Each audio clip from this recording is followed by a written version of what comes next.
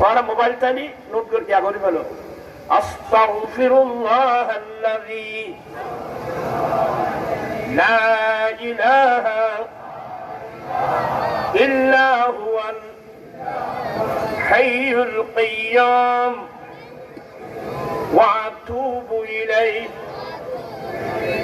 এই ইস্তিগফারিবে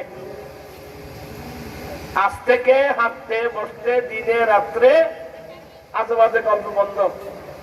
এটা বলো, আস্তাগফিরুল্লাহাল্লাযী লা ইলাহা ইল্লা হুয়াল হাইয়ুল কাইয়্যুম ওয়া আতুবু ইলাইহি। আস্তাগফিরুল্লাহাল্লাযী লা ইলাহা ইল্লা হুয়াল হাইয়ুল কাইয়্যুম ওয়া আতুবু ইলাইহি। আস্তাগফিরুল্লাহাল্লাযী লা ইলাহা ইল্লা হুয়াল হাইয়ুল কাইয়্যুম ওয়া আতুবু ইলাইহি। এবার এটা যদি আজ থেকে আমল করতে পারেন, আপনার সব কাজ ফিনিশ। আমার নবীর নাতি হযরত সাইয়েদনা ইমাম হাসান রাদিয়াল্লাহু তাআলার কাছে একজন লোক আসলো, হুজুর রহমতের বৃষ্টি হচ্ছে না, বলে তুমি ইস্তিগফার করো। এই জন্য ইস্তিগফার মূল হলো ইস্তিগফার।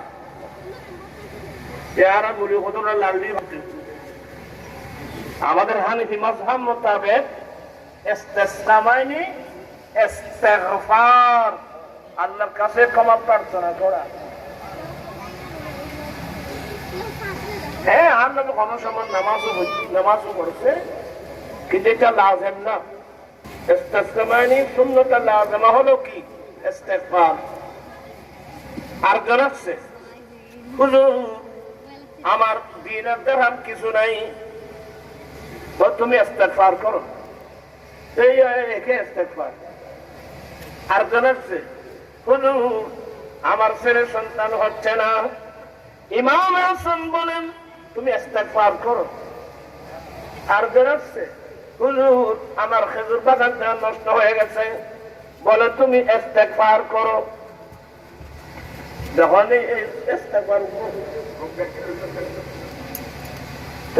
এই কথা যখন হযরত সাইয়েদনা আমির মুআবিয়া রাদিয়াল্লাহু তাআলা দরবারে গেল, উনি আমির মুআবিয়া উনি ফকিহ। হযরত আব্বাস রাদিয়াল্লাহু তাআলা বলছেন হুয়া ফকিহুন আই মুজতাহিদুন। সে আমির মুআবিয়া বলছে যে বলে এবার গেলে ইমাম হাসান থেকে জিজ্ঞাসা করবো, হুজুর এই কথাগুলো আপনি কোত্থেকে বললেন? বলে হ্যাঁ আমি জিজ্ঞাসা করবো। এসে জিজ্ঞাসা করলো, হুজুর আপনি একজন মানুষ পানির জন্য দোয়া চেয়েছে, আপনি বলে ইস্তিগফার করুন।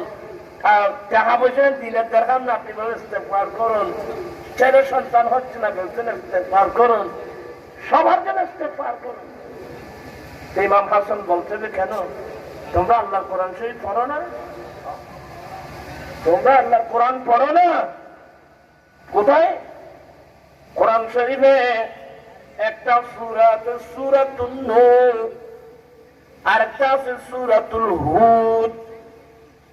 ফাকুলতু আস্তাগফিরু রাব্বাকুম ইন্নাহু কানা গাফফারা ইউরসিলিস সামাআ আলাইকুম মিদরারা ওয়া ইউমদিদকুম বিআমওয়ালিন ওয়া বানিন ওয়া ইয়াজআল লাকুম জান্নাতিন ওয়া ইয়াজআল লাকুম আনহারা।